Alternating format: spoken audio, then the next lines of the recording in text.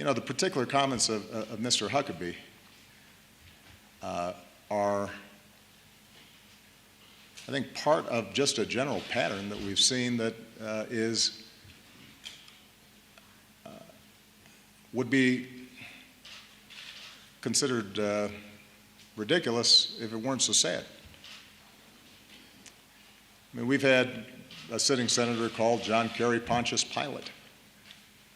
We've had a sitting senator who also happens to be running for president suggest that I'm the leading state sponsor of terrorism.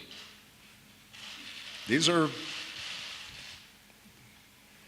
leaders in the Republican Party. And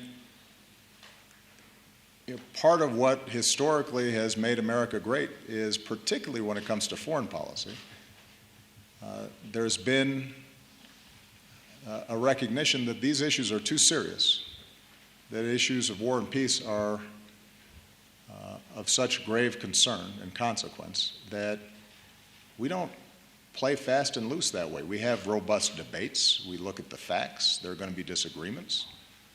But we just don't fling out ad hominem attacks like that because it doesn't help inform the American people.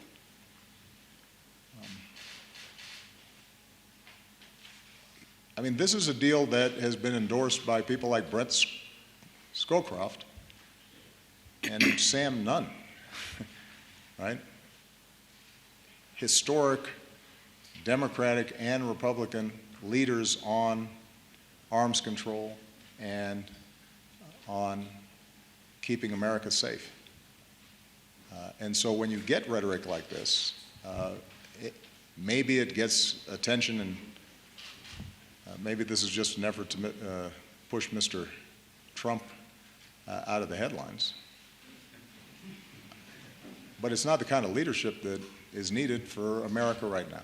And I don't think that's what anybody, Democratic, Republican, or Independent, is looking for out of their political leaders. In fact, it's been interesting when you look at what's happened with Mr. Trump, when he's made some of the remarks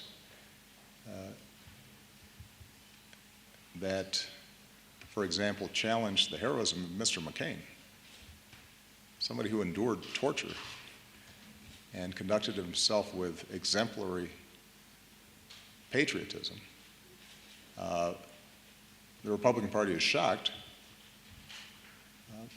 and yet that arises out of a culture where those kinds of outrageous attacks have become far too commonplace and get circulated nonstop through the internet and talk radio and news outlets.